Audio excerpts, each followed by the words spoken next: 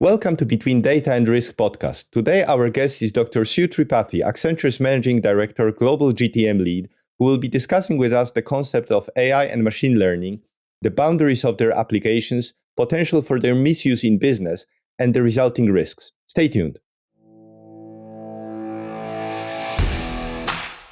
If you're a business owner or senior manager, you probably had more than enough about all the wonderful opportunities awaiting you in the era of digitalization.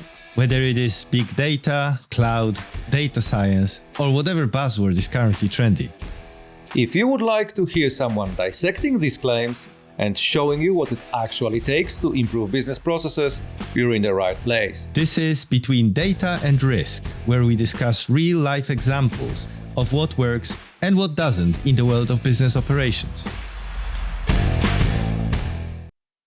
Hi, I'm your friendly neighborhood data guy, Dr. Marian Siwiak, and with me is my co-host, Artur Guja, Cognition Shared Solutions Chief Risk and Strategy Officer.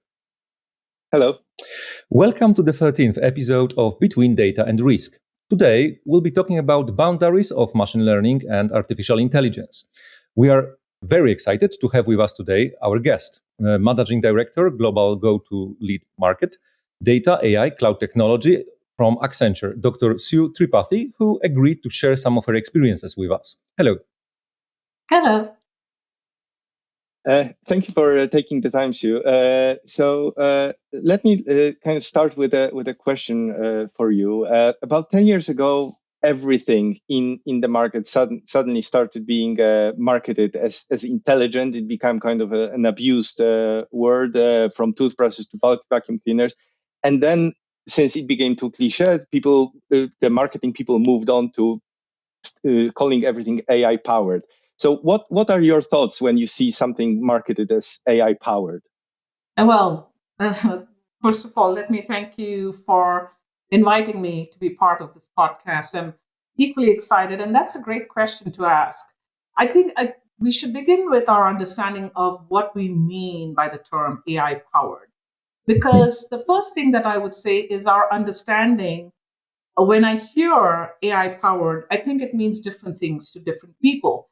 And I think it also means different things to varied organizations. So even if an organization may have defined it for themselves, it doesn't mean that it's translatable to another organization, even within the same industry or the same sector. In fact, I would go forget AI powered for a minute. I would even go to AI itself. That also doesn't have any common definitions. So if you Google the word AI, one of the things that I commonly have is a list of definitions that anyone who Googles can actually come across. And if I may, I'm just going to cite some of these definitions. As you were talking, I just quickly Googled some things. So I'll just read some of these out. This is right on the web. It says artificial intelligence refers to the ability of machines to understand the world around them, learn and make decisions in a similar way to the human brain. Thanks to AI, machines are getting smarter every day. There's another one. It refers to the simulation or approximation of human intelligence in machines. Or it's the ability of a digital computer or computer-controlled robots to perform tasks, right? Heterogeneous technologies that weakly replicate some of the things people do, right? So, just in one singular stroke, you can get various definitions and understanding of what AI and what AI powered means. I think the second thing is, what are the necessary conditions? So, one of the things that I do is when I am thinking about AI and AI powered, similar to, I'm sure you've heard, we are a data driven organization. I really don't know what that means. I'm not trying to be facetious, but I really don't know what that means because it may mean something to someone else. So I want to understand what are the necessary and sufficient conditions for something to be considered AI powered, right? To my knowledge, there is no such consensus. I could be wrong. I'd like to be proven wrong. The third thing when you ask that is about utilizing AI, right? So it's not about the utility of AI. No one's asking about weigh the pros and cons of what AI can and cannot do for you. I'm sure during the course of this conversation, we'll talk about that too. But The third thing is about the utilization of AI powered technology and tools within your organization. What does that mean to you? So, if you look at different industries, for example, we are in 19 industries, from healthcare to retail to life sciences, manufacturing, you name it, we are in it, banking. And we are across the globe. We are in North America, EMEA, LATAM, APAC, everywhere. But if you talk to different industries, again, you're going to have something where they'll say it's a weak AI. It's simplistic, it's single task, and that's what we are used to. And it gives us what we need versus what strong AI looks like, right? And so something that's able to handle complex issues. And so you can get into cognitive computing or things like that, where you'll find certain industries, they're not necessarily heavily regulated, but you'll find them more in that sphere, especially in healthcare, where you'll find things like that. So sometimes it's really, really difficult to distinguish which products are truly what we would define as AI powered tools. Now, this is Sue speaking. It's my opinion, which is going to be very subjective, and just between the three of us, I'm sure we'll not only have a different understanding, but we'll also probably have different Venn diagrams of what we would consider to be AI powered technology and tools. Now, given that most of, at least between the three of us, some of us have been in the space, have had formal training or informal training, perhaps we are more at an advantage of at least a level of understanding. But at the end of the day, AI powered tools are not to be consumed only by those who happen to be in that field. AI powered tools and technology are there to be consumed by everybody within the enterprise. So then we should be asking ourselves, what must be included within the term AI powered, right? What do we need to have? At a very minimum, everybody within an enterprise, big, small, or large, or medium, I would say would need to have some basic common definition or understanding of what AI powered means to them. That means you're speaking the same language at the very minimum. You need to understand what are the necessary and sufficient conditions that constitute AI powered technology and AI powered tools. And so, are you talking about machine learning? Are you talking about deep learning?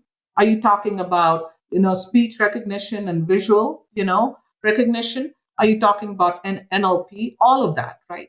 So you have to really define, because not everybody's on that maturity curve. I also hear things like AI ML all in the same breath. So, it's machine learning is a subset of what artificial intelligence can do, right?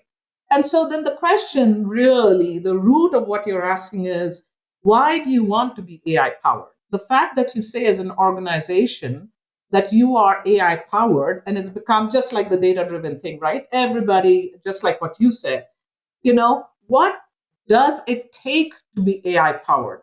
Now, between us, we cannot define for an entire industry or for any organization what does it take to be AI powered. The C-level suite, the levels below that, they can define what it takes to be AI powered. But I did mention the core components of certain technology as well as tools that they must have and that they must prioritize for themselves. And why do they want to be AI powered? So AI could do things proactively, right? So that's one key thing, that you can automate tasks. People understand that fairly easily. It could also initiate tasks. So proactive, the whole word being proactive. AI can be supportive. Supportive in what ways? Are you talking about two workers working on the same thing and getting different results? Can AI help you, define and discern some of that variation? AI being smart, what does that mean to you? It's programmed to mimic humans, and we talked about cognitive, and it continues to learn. So I think one of the key things that AI power can do for any organization is thinking about the end user, who is going to benefit from it, and how do I take the feedback from the end user and include it in my loop, so that whether it's machine learning or whatever else, it continues to improve, right, over time. So then this needs to be tied to the value creation of what your business. How do you tie this? The whole purpose of doing AI is not because someone's got $20 million sitting on the side. It's because it's got to be tied to your business metrics, of which we all know the basic thing that most people want to hear is, tell me if my finances have improved. Tell me if my productivity has improved. Tell me if my efficiencies have improved. Tell me at least, even if my financial revenues haven't improved, that there's a cost, operational efficiency, right?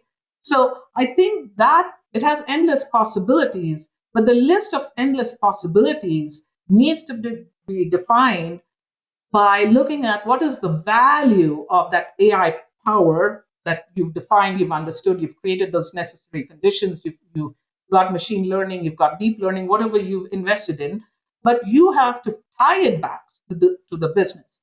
And I think the main thing here is that businesses have, to a large extent, just like to the cloud, they've invested in the cloud. They have gone to the cloud. Largely, some of them who were sitting on the side went to the cloud because of COVID. Now they have multiple clouds or a single cloud. They've brought solutions. They have AI powered solutions, and they are not getting the return on their investment. So the level of frustration knowledge, goes very high. 75% of data investments don't reach ROI. Exactly. It's 25% of let's say digital transformation. It's very wide term of use, but are successful, and for others is most of the cost. You run through multiple questions that we prepared in one go. So the one thing that I apologize to stop it, but I just wanted to take one thing for our listeners, because some of them will be deciding on getting some AI powered tools for their enterprises. So I just wanted to check if my understanding is correct. Like, if somebody comes to you and says, "Oh, we have AI powered solution for you and it works for everyone," you should be rather skeptical and ask a lot of questions about what do you mean by AI powered? Why do you think that this AI is good for our context? It's very much marketing phrase now rather than technical, in a sense of what people try to sell to our listeners. Yes, I mean, it is jazzy. You're absolutely right. It is a marketing ploy or a tool to some extent. What it does, though, is those who are truly AI powered organizations, or really those who are strong in that field, it kind of dilutes the whole essence of what they bring to the market versus those who are somewhere in the middle, and frankly, those that are not there at all, but they've figured that that's a lingo that will maybe open certain doors.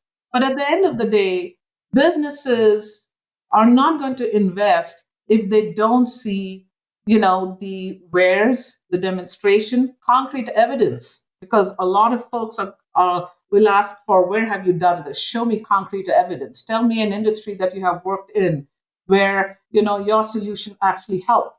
But I think at the end of the day, I go back to that basic question around, why do you even want to have AI powered? What does that mean to you? And what is the value that you're trying to create for your business, and how is it tied to your business metric? Because what has happened, and again, I could be wrong, is that the set of expectations goes very, very high. And then, you don't meet those expectations. So it is not a question of actually that you purchased the wrong solution. The question is, did you invest internally in identifying and understanding what that AI powered tool, technology, etc., would do for you that ties to your business metric? You have to connect the dots. And in that sense, perhaps one of the ideas is not just a top down approach, but a bottom up approach where you meet in between. So you're taking the end user who's actually going to be using it day in and day out, and the impact will be on your business. And he or she can tell you, how this AI powered tool can be used and how it can be impactful for your business. And that will help you get to your metrics. So it's nothing that can't be done, but it is a question of time, and it is a question of, managing also your expectations. Yeah, this is I think critical. Marian is the data guy, and he knows all about AI and machine learning. I'm the risk guy, and this is all fascinating and new to me. And I was actually trying to learn more about this and the practicalities of it. I was listening to a different podcast, AI in Business, by Daniel Flagella, and this is he's got different episodes on different use cases. One was, for example, very close to kind of my financial background, about the use of AI in quickly sorting out lending of payment during the payment protection program in the US following COVID. But to my kind of risk averse heart and with my risk management mentality, I always think when someone produces kind of a solution that's ML based or AI based, it's kind of the opacity of risks within it. Because I know Marian always tells me, oh, you should look at explainable AI and explainable machine learning, but it's maybe explainable to experts. Yes. The question is whether it's explainable to a risk manager who doesn't have years of experience in all this mathematics. But if I have this kind of thing, what are the risks that I should be looking at? So I think the first risk is we didn't explicitly call it out, but it's this concept of plug and play technology, right? I plug it in, I'm going to get immediate returns. That's not necessarily happening. So that's a business risk, because your risk is that you've invested in something with, and a return, and you've put it, frankly, in your projections, in your sales, in your revenue, and saying, as a result of doing X. The second thing would be is I call it, misaligned business assumptions. So, enterprise wide. Don't just look at your specific business. I think the other thing is business risk is assuming that because you bought it, your organizational culture has adopted that AI powered tool. That doesn't happen. I just did a webinar the other day on kickstarting your AI adoption, right? This is not about maturity. This is about organizational culture. This is where change management actually could come in and kick in a lot. The other thing is, now I can go into hardcore like models, right? So looking at another business risk is looking at algorithms. And there's a risk in misusing algorithms risk where you're misusing it, right?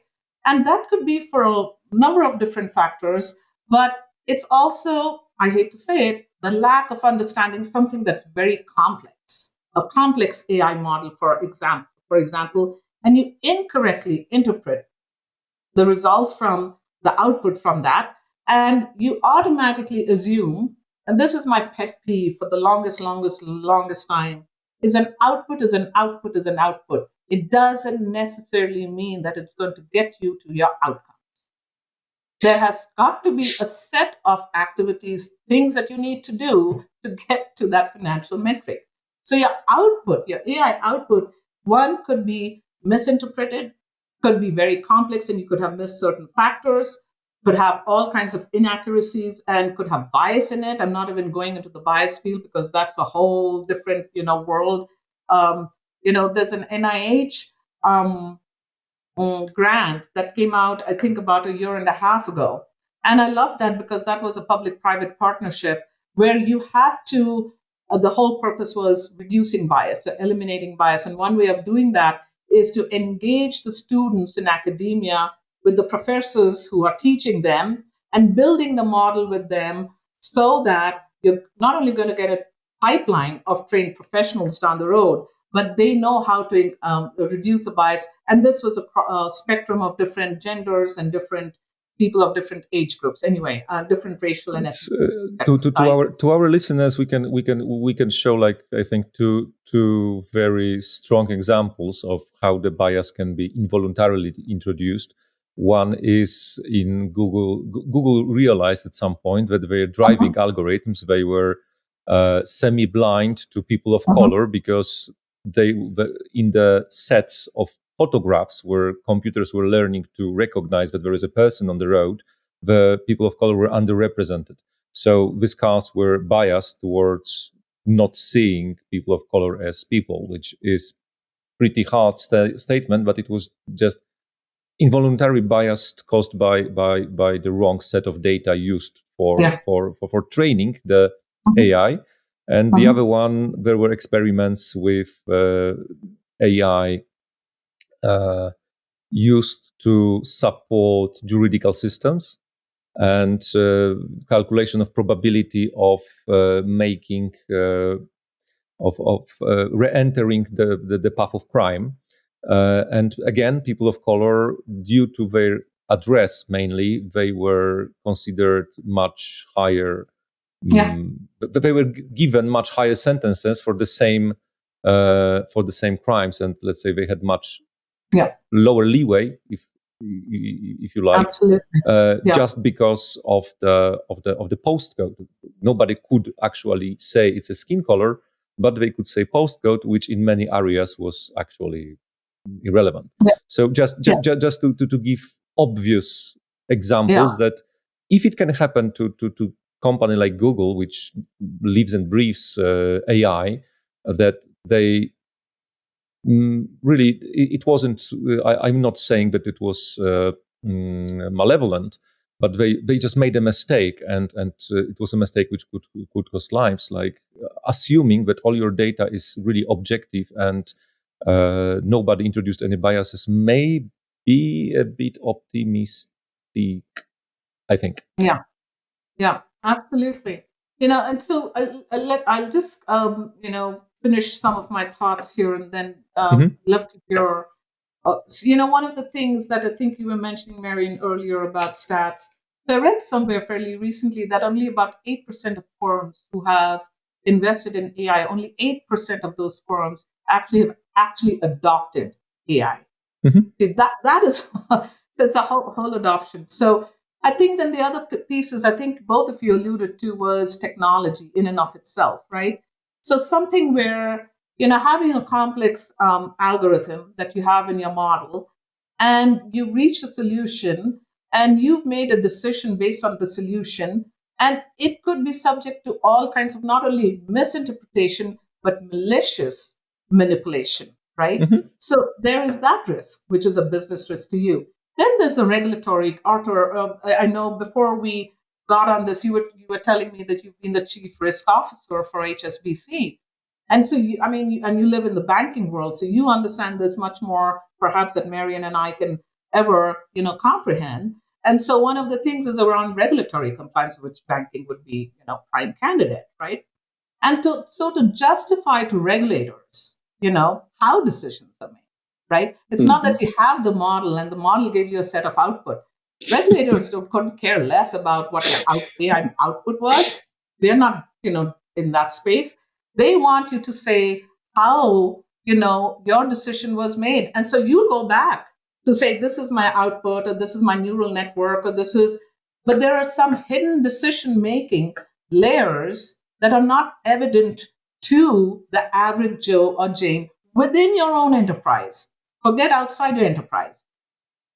If Marion was a regulator and I wasn't the data person and you are, that the whole onus is on you. And that's also not fair, because you can't, while you can be that you are the chief risk officer, you are not the chief data officer to then sit and explain. So my purpose in saying all of this is, how are you bringing people along in the journey, right? At every single level. So that goes back to the cultural challenge.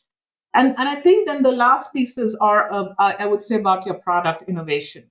The risk of a product being developed which does not meet a customer need.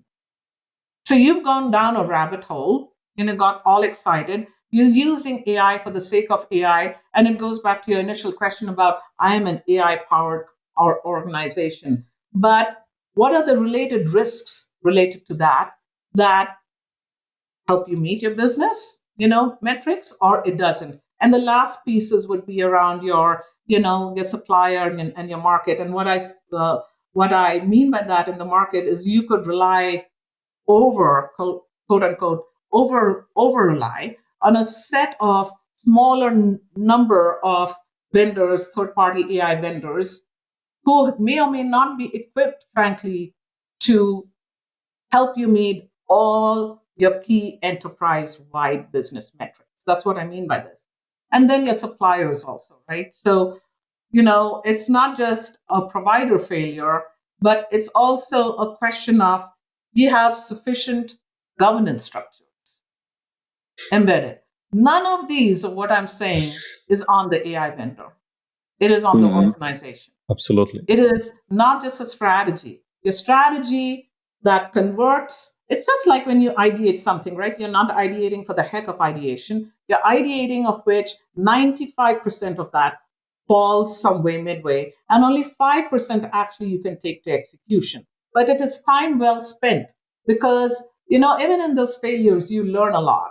Similar to that, you have to think about what is your governance structure and how can you put it all together.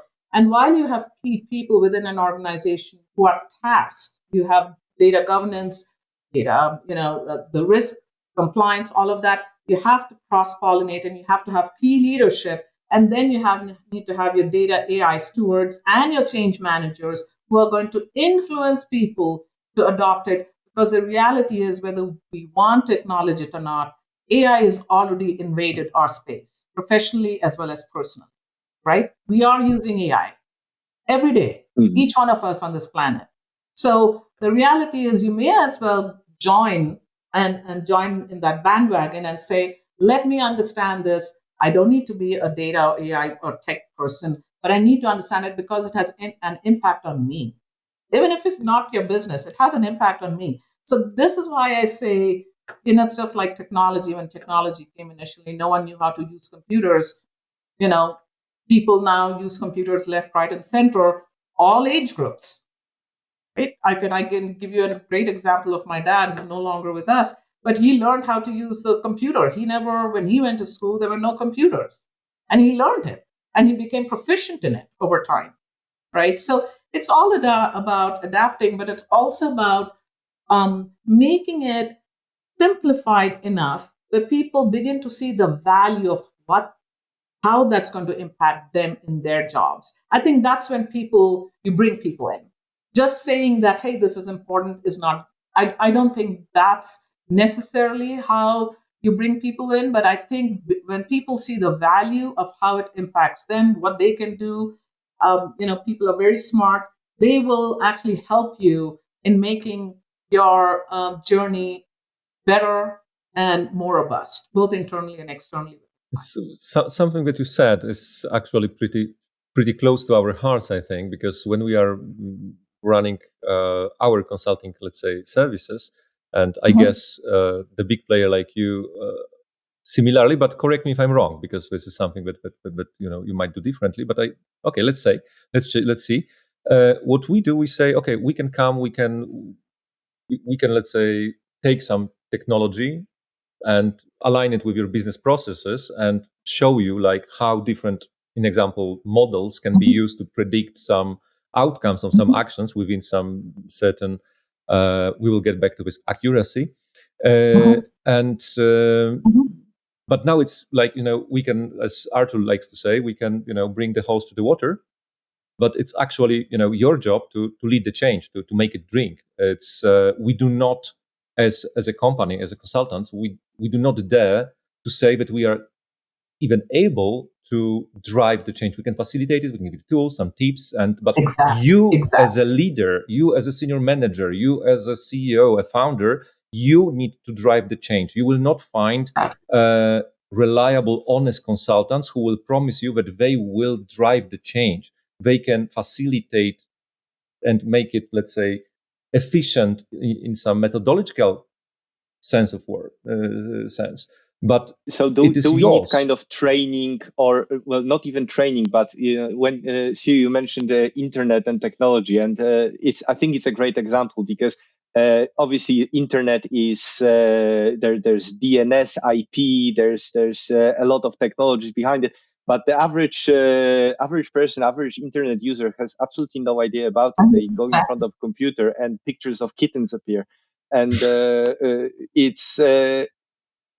But there or are AI still, definition. Or AI definition. Yes, or an AI definition or two. But my kids at school had cybersecurity training, Yes. which obviously was to prepare them for safe internet surfing.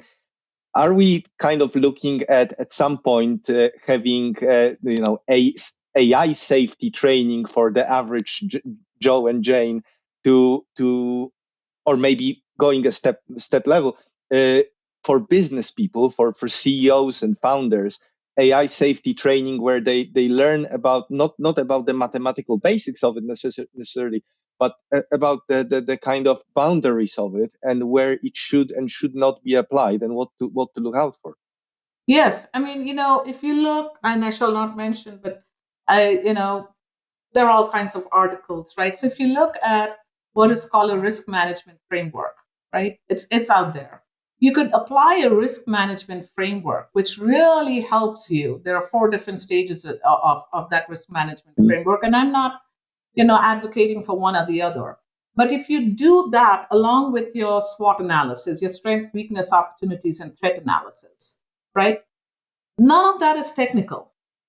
None of that means that you have to be immersed in risk and compliance and know regulatory, international laws. No, this is very common language. You don't need to be an data AI geek or an IT geek. I think to your point, Arthur, what you are asking is an excellent question, which is it's not only about the utility or the utilization. It is going back to that first thing. I always ask this question: why am I going to invest my time, energy, resources if I don't have clarity myself as a senior leader? How am I expected to then convey that message to a whole bunch of people who are not in the space, but whose jobs, whose livelihood, whose businesses will be impacted by it? And this is one thing I can say at Accenture that Accenture does well, is that Accenture also has, other than cloud technology, data, AI, they also have change management. Because in the trifecta of technology, process, and people, and in this case, I would say you also have to understand, Marion, you talked about business processes earlier, so you have to really understand your AI capability model, your AI business capability model, not your AI model, tech model, but your AI business capability model that ties it back to the business metric. The real issue really is about the user. The decisions are being made by people, right? So the investment in people, I used to think, if you talked to me 15 years ago, I would probably talk more about the tech and the process of it. I would not put that much of, or at the very most, I would say 33%, 1/3 of each. But that is not true. It's actually much more on the people side. The tech and the process side is, frankly, in my opinion, the easier side. We can go innovate, we can ideate, we can execute, we can bring new solutions. We can try as much to see, how close to human thinking, intelligence we can. But the reality is, who's going to make that decision? What are we trying to achieve? Where are the people? Is it just the C level and the level below that we have been able to convince and bring them along in the journey? What about the remaining 80%? Right, who are actually doing the work? I'm not saying that the 20% are not. Everybody has a responsibility.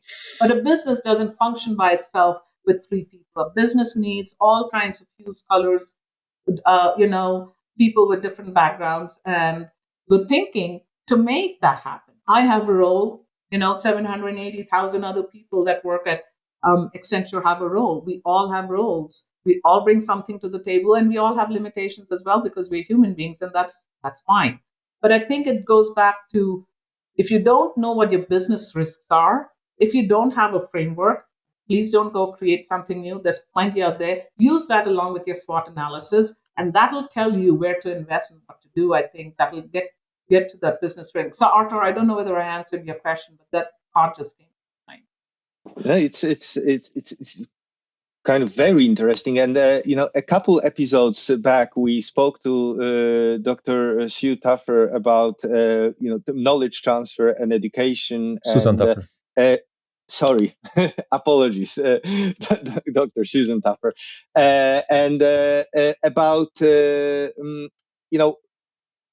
thinking about knowledge transfer, there is required, I think, an emergence of ubiquitous language about AI that people who are not AI trained can understand, but which is universal enough. The definitions kind of solidify a bit, such that those decision makers can actually, they have the toolbox to make reasonable decisions about very technical topics.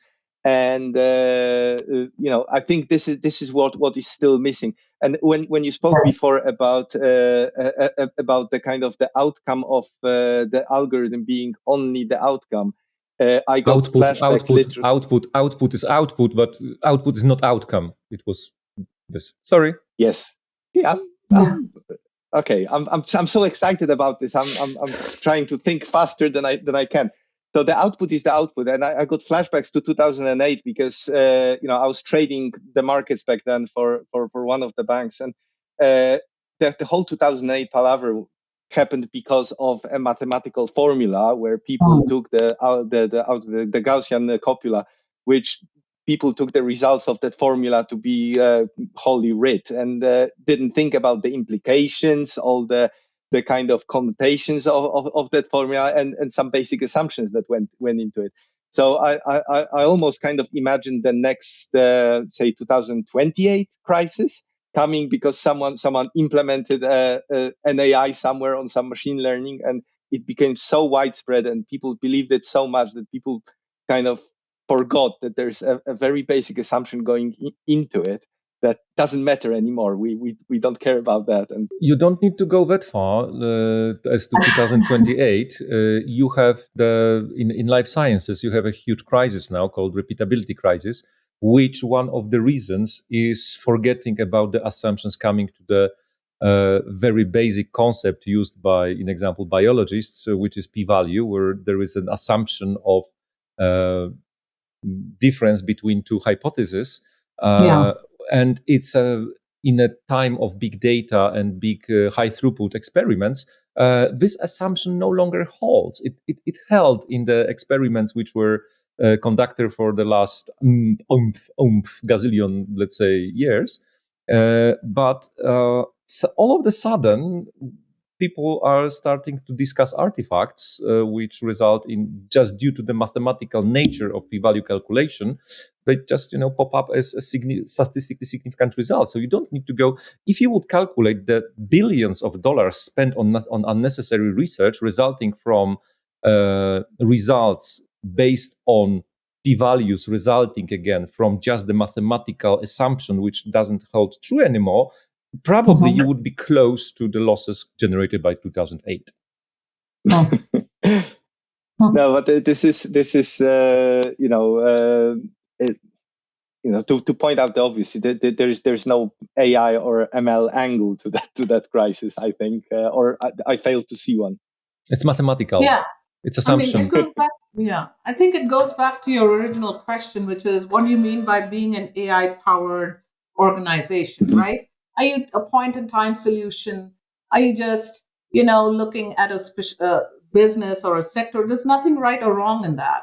But then clarify that, because you're not speaking on behalf of the entire enterprise, or you have limited capability. It goes back to your AI business capability, and then maybe you're looking at only ML, and that is fine. You're not in deep learning. You're not doing the NLP. Whatever you're doing, just be open, because at the end of the day, what businesses are going to be investing in you is very simple. Show me evidence that this actually works, and show me evidence that this actually is going to help me in my business metrics, and show me how you're going to manage my expectations. And I think that's the last one that I always come back to, because it is better to actually undersell in a way, because then you're going to not only meet, you're going to exceed expectations. Now you have a return, you have a client who just wants to work with you over and over again. But you also feel confident in saying, I applied it in 5 different industries. I have four more or 10 more that I could scale it. So we haven't even talked about scalability. We haven't talked about the appropriate, the boundaries that are appropriate use of AI ML. What are those boundaries? If you're a global company, are you more, can you be held at a different level for social, societal, and ethical implications of machine learning that wouldn't necessarily be applied to a smaller business that's national or regional or that's local, right? So, Absolutely. global companies, frankly, have the bandwidth, but they also are held and should be held at a level because the impact of what they can do globally is 100 times more than a Mhm. smaller company in, say, in Europe or in Asia or in Africa, wherever they may be, because resources don't abound equally everywhere, as we well know, right? And so, I mean, again, and then whether I don't want to get into the technicalities, but, I also hear we are AI powered. And then you listen to them and they're talking about, okay, we can do descriptive analytics, so we can do predictive analytics, or we can do, whatever it is. And I'm going, so how mature are you? What does that mean to you? Right? I mean, this has been out there. It's nothing of what we're saying. AI has been in place, since 1950s and has evolved since then. But again, it's about the use of AI and how are you going to reinforce. I'm not even talking about supervised, unsupervised machine learning, this, that, and the other. That now gets into the realm of technicality that perhaps a lot of people do not want to get into. But if you're talking about the appropriate use, the boundaries of it, right? You have to understand what technology can and cannot do for you. That is something so simple and so basic that I I would can't start. imagine that someone can be unaware of that. You cannot afford to be unaware of that anymore. I would probably go back to something that both of you said about. So you said, like, it means so different things for even the companies in the same sector. Arthur was talking about this common ubiquitous language, and I mentioned, and I would like to find a minute or two to discuss the very basic, let's say, concept of machine learning, and I guess at some point, AI making decisions, which is accuracy. If I hear if I hear like we have 99% accuracy, it's like, oh, wait, what do you mean by accuracy? To my knowledge, there is no single definition of accuracy in machine learning world. There are different measures of accuracy, but you can understand accuracy in so many different ways. So many But different ways. yeah, well, if you look at stats, I am not harping because my background is healthcare and stats. But if you look at stats, instead of accuracy, you can say confidence level, right? This has been around for ages. At 95% confidence intervals, we can say that we are confident 95% of the time that, we stand by the output of what this AI data. Now, that is a different thing than saying we are 95% accurate, which is to your point, right? So I think it's also that nuance actually has two very different meanings. And you have to have your ears trained in a way where you're actually absorbing what that simple statement means, which is why I said, what technology can and cannot do for you is something only you as a business would know. No one else would know that, right? So to rely and put all your eggs in one basket and say, I have technology, I've gone to the cloud, I've got the AI/ML solutions, and presto, I hit a button and I am not seeing the results. And so I'm very deeply disappointed because I've spent $20 million. And you hear that. And you have to, from the get go, say, these are the limitations of what AI can do for you. By the way, within AI, we're talking about machine learning, we're talking about deep learning, we're talking, they're NLP, different, yada, right? all the technologies. Categories. And We try to stay technology agnostic. So yes, we. yeah. And I think so my fundamental thing is, you ask a simple question, what would be the basic tenets of what? So I think you need to begin with, what do you want the machine learning system to do for you? Not what Mhm. can it, what do you, business A, business B, business C, what do you want it to be? And how much of this is going to be active and how much of it is going to be passive. And then you can talk about supervised and unsupervised learning and things of that nature. And you should also identify where machine learning is not going to be useful for you. It is Absolutely. not taking every business process and automating it. You want to give me the $100 million? Be my guest. I'll take the $100 million. But the reality is you have to prioritize, right? You have to prioritize. And then you have to reinforce that.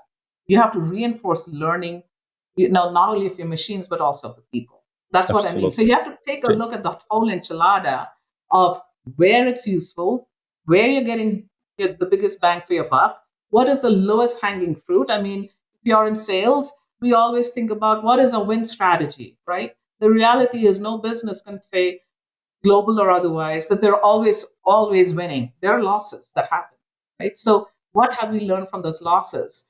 How can we reinforce what we shouldn't be doing and what we should be doing? So you can just translate some of this into very, what I call, simple language. And I want to begin always with, what do you want, not what can. Don't ask me what my solution can do for you. I want you to tell me so that I have a better understanding of what you think the machine learning system can do, because that gives me insight into so many different things and also helps me actually prioritize with the client where I should and should not be going. And then I want to be very candid about, but please let me tell you where machine learning may not give you the results that you're expecting. So that helps in the investment, the prioritize. Well, we didn't even touch the quality of data that we have available about no, the applicability. I So just to throw another wrench into the wheels. Sorry. Yeah, but it's kind of it's interesting how it aligns, because the example I gave before, the AI in Business podcast that I listened to, the positive examples they give, that Daniel Fagella gives in his podcast, they all pretty much boil down to exactly what you said, Sue, that the first step in the definition of any business use of AI is the very clear definition of the goal, Business use. and then thinking whether AI actually is applicable for the goal, because there needs to be that clarity of purpose in the team, in the scientists, in the business. It's funny how often in our practice if I would get $1 for every time where I proved that the regular linear regression does better job than some advanced machine learning methodology, I wouldn't be here. I would be on Bahamas on my yacht. It's funny you mentioned, so I shall not mention. So this happened to me actually in the last 2 or 3 years. So someone said, but your background is in statistics. And I'm like, that's not a good thing. And I'm What? going, yeah. So I said, yes, absolutely. Because you know what? That's the genesis of me understanding data and what I can and shouldn't be doing with data, right?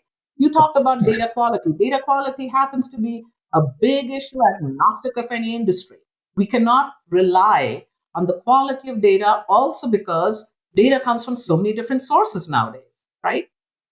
So are you going to tell me that the data quality from my IoT devices is absolutely superb and that I can rely and I should start making decisions? I'll be the first one to probably say no. It's not about cleaning your data. It's not about the duplication of data. It's not about redundancy of data. I need to make sure the quality of my data is good, which is different from,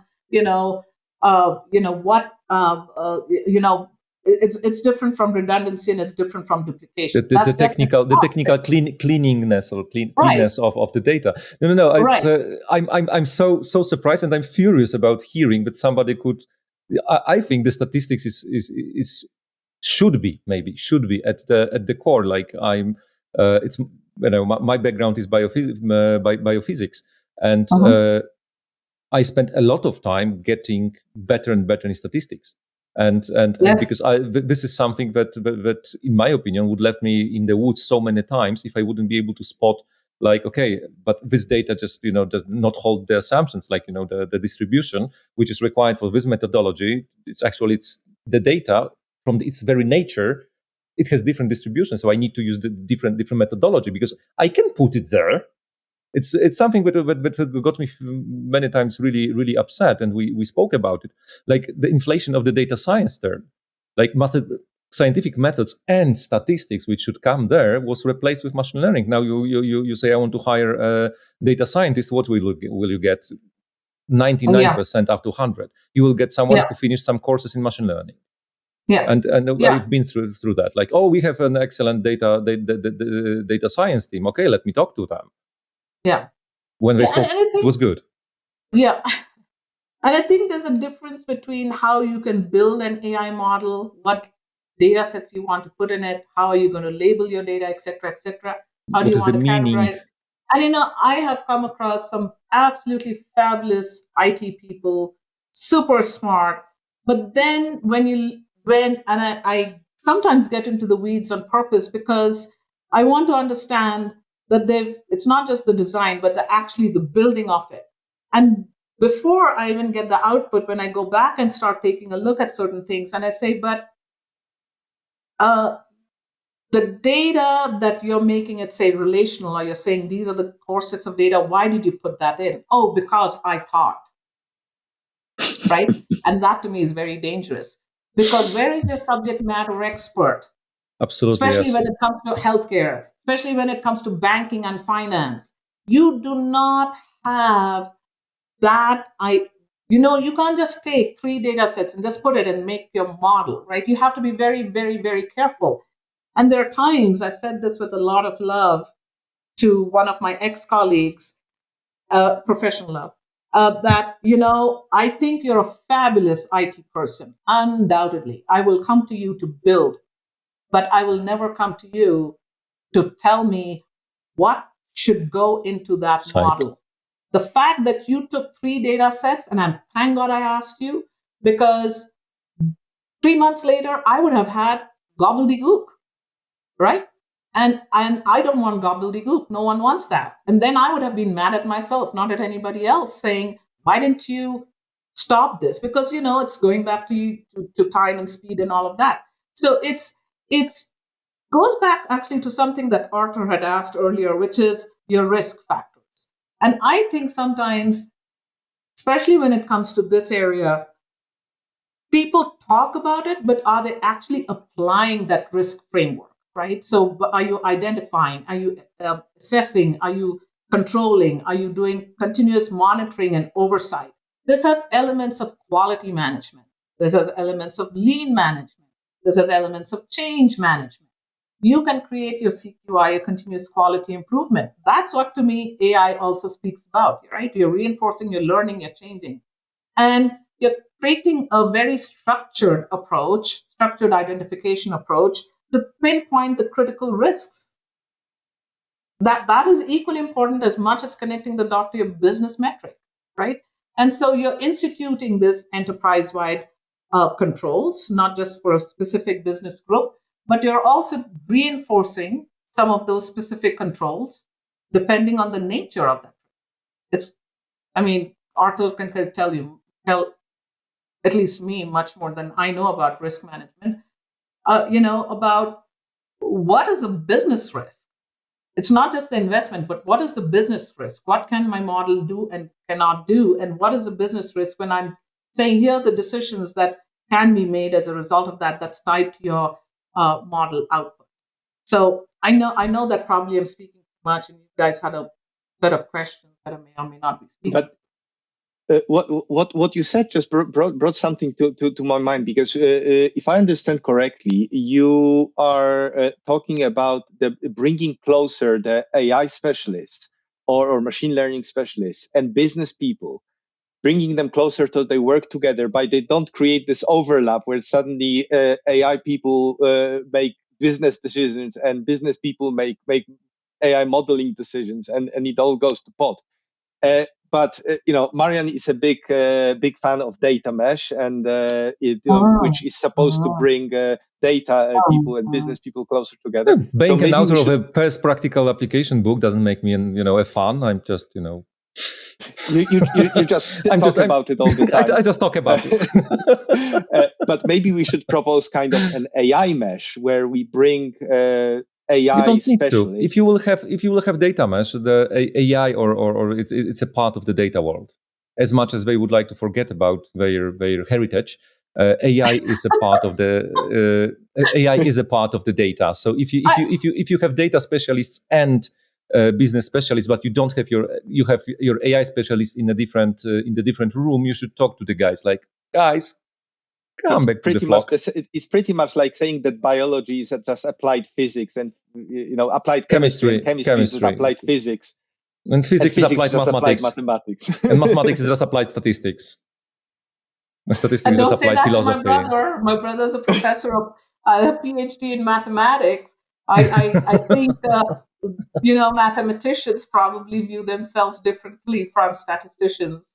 But then, with siblings, you always have this kind of what do you know? Fortunately, my brother is an architect, so even when I talk about enterprise architectures, fortunately, I don't need to quarrel with him.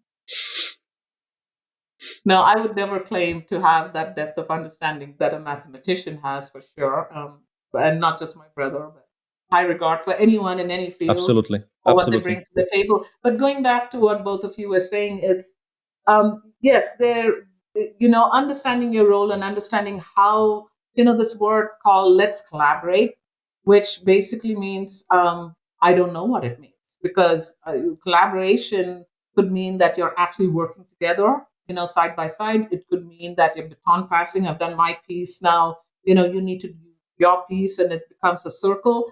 It could mean many different things, but it is based on action. And I love what you just said, Marion, about your heritage, right? AI cannot function if you don't have the basic understanding of what data is, right? And at least the basics of, I'm not talking about strategy or management, talking about the whole gamut of data governance, of which management is part of it, of which data quality is part of it, right? You don't need to be a guru in certain things, but you need to just understand the basic tenets, the foundation upon which you're going to start building your AI. Then you can get to the machine learning, the supervised, unsupervised. But without that, I'm not dismissing the value of what folks who are completely trained in AI bring to the table. Obviously, they have great value, but I'm hoping that they understand the whole gamut of what data can and cannot do, and how risky actually it is when it's not used appropriately. There could be privacy violations. There are deep fakes. I mean, we've lived through this, right? We are living through this. You go to the media, you see information, you believe in that information. Those are deep fakes. You go, there's so many different things that just surround our day-to-day lives that informally or informally actually does have an impact on us, right? So, I mean, I don't want to get into, in healthcare, for example, banking, for example, privacy violations that have absolutely happened, right? So I think AI can be used to the benefit of businesses and humankind. It can also be very detrimental, actually, and being misappropriately used, I guess. And so that goes back to your basics of data, data difficulties. We talked about quality. You have to think about ingesting and sorting and, figuring out how do you link and all of that, different data. You've got to think about your technology, the security snags, which is a huge issue. And also, I call it the models that misbehave, right? They deliver, but they're delivering biased results, right? And you talked about the example um, I in my mind I was thinking about profiling, but the criminal inequities. Not the criminal, but those racial inequities, social inequities that you see, gender inequities that you see. But you also see, as a result of that, certain biases. You see racial profiling, et cetera, happening. So I don't want to get into too detail into any one of that, but I think the interface between human and machines also needs to be very closely taken a look at, because that's also a risk area, because there's human judgment that could be faulty. You could be overriding a system. And you have to look at it both from at least from three levels: from an individual level, an organizational level, and a societal level. So I say societal because very recently, and this has been in my mind, the United Nations has something called AI for Good. And that is basically a platform where all 193 plus countries can come in. And obviously, in the more developed industrial world, which has more resources, they're looking for people to support it. But their lens is actually about climate change, sustainable. How do we make this planet more sustainable? We see the impact of it everywhere. It doesn't matter whether you're in the US or outside the US. So that's their lens. But what they've done, from what little bit that I understood and what I've seen, is that they're bringing that platform for people, small, medium, large organizations, to come together to actually converse about what AI can do for you or cannot do for you. The actual application with concrete use cases. You could be in agro, you could be in energy, oil and gas, it doesn't matter, right? And for a fee, you have access to that. For a global organization like Accenture to participate in that would be fantastic, because not only does Accenture is able to showcase what we bring to the table, which obviously folks know, but to the level of depth that we do it. But then on the other hand, it's a give and take, because we get to learn from clients, what their needs are, et cetera, et cetera. So it goes back to that thing about what I said about, are you also there for social and societal good, right? So Absolutely. it's not just your business goal, which is absolutely essential to the survival of any business. But if you're global, probably you have some of that responsibility thrust on you to say you are one of the key global organizations that also has to think about the larger societal good of what you bring to the table. And I think Accenture, for example, would be one of those global. So that's why I say individual organization, because not everybody is going to be at that. I mean, this is great, and the societal, cultural impacts of AI is a much bigger topic, which I think we could handle in another episode. I think this is all we have time for in this episode. Sue, this was absolutely fascinating. Thank you very Thank you much, very much. for everything you've shared with us, and thank you for taking the time. And as we always say, let's hope it was of use to someone. Thank you for listening. For an interesting discussion about AI and specifically about its safety, check out the XRP podcast, episode 13, where the host Daniel Filan discusses this topic with Richard Ngo, AI governance researcher at OpenAI. Furthermore, listen to episode 4 for a discussion with Ivan Habinger, research fellow at Machine Intelligence Research Institute, about the risks from learned optimization. We also recommend This Week in Machine Learning and AI, a podcast hosted by Sam Charrington, dedicated to business and consumer applications of machine learning and AI. For stories about practical use of AI in business, listen to AI in Business podcast with Daniel Fagela, CEO of Emerge Artificial Intelligence Research. Finally, for a very important note about the misuse of AI and ML just for publicity and marketing, listen to Lex Friedman YouTube channel, episode 74, where he hosts Michael I. Jordan, professor at Berkeley, in a discussion about machine learning, recommender systems, and future of AI. As usual, all links to the references will be available in the notes to this episode. Also, don't miss the next one, where we'll be discussing the role of processes in structuring business operations with Jamie J., founder and CEO of Bottleneck Distant Assistance, author of an excellent book, Quit Repeating Yourself. Subscribe on our favorite podcast platform or visit pdr.show to find out more about the future episodes and guests. You can also check out cognition.llc for more information on Cognition Shared Solutions, our services, and other events hosted by us. For now, it's thank you from myself, Artur Guja, and my co-host, your friendly neighborhood data guy, Dr. Marian Siwak. Thank you and goodbye.